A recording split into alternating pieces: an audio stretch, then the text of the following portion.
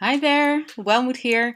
I explain techie things to non-tech entrepreneurs, and in this video I'm going to answer a question from one of my fans, followers, I would say readers, but that's not really the case. My biz buddies, I don't know how to say it. Someone asked me, how do I make sure the content in a Google Doc stays inside the cells? So I created this example here, how to make sure the content stays in its own cell. And I'm going to show you what the case is. So for example, if you type here first name, last name, the city someone lives in, then my address. As you can see now, it's going over in the next cell. So that's a little annoying because now you can't really read the email cell. So if I go stand on this one here, I can actually, this is one of my business email addresses, I can add it. But then if I, it's going behind the other cell or it's going over it and you can't really read it well, you can see this one is going over it as well. So the question this person asked me is like, how do I make sure that the content just stays inside its own cell and it's not dragging on like forever to the right? So there's a couple of things you can do here. The first is to double click on this line between these two cells because you know there's more information in this cell because you can see that up here.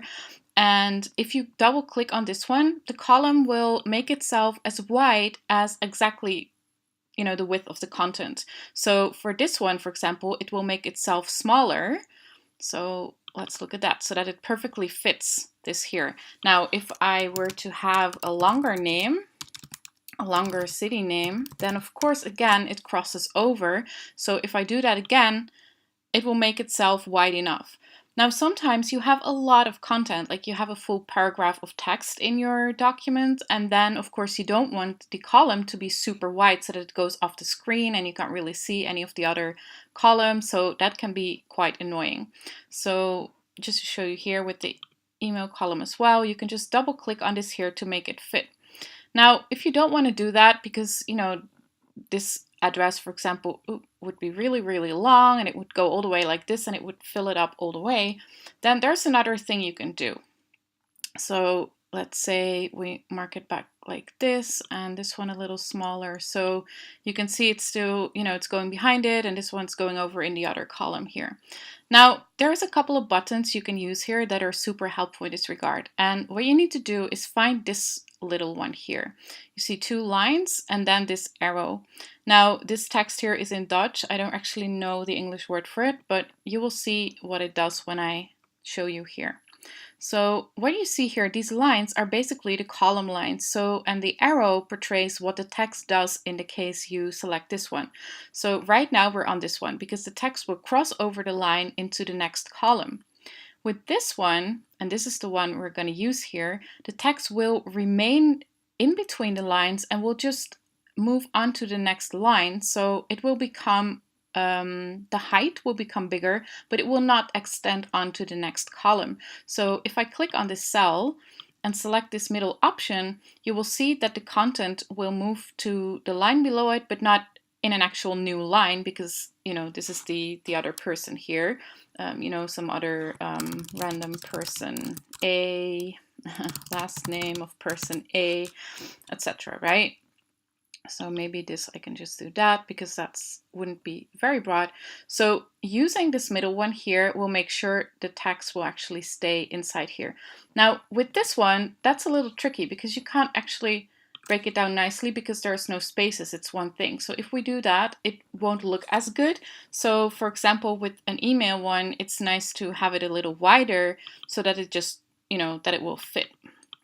And because we now have this option selected here, it will still do that and not make it as wide as it needs to be. You can see that the L from NL is going here. So then I could select this one and then it would just fit nicely. The other option you have here is this one. And let me check what that does. I'm not actually sure. I'm never using that one. So I'm not, it just goes behind there and it doesn't, it will extend in the next one. I'm not actually 100% sure what that, Anyway, I always use this one or this one, so yeah, don't bother. Now, of course, it's a lot of work clicking all these cells and then individually selecting this middle option here. So that's not what we're going to do. We're just going to click the top left box here, which selects the whole sheet that we have here. And then we click on this button here so that it does it for all the cells where it's relevant. So in this case, it was only this one. So let's extend this one because,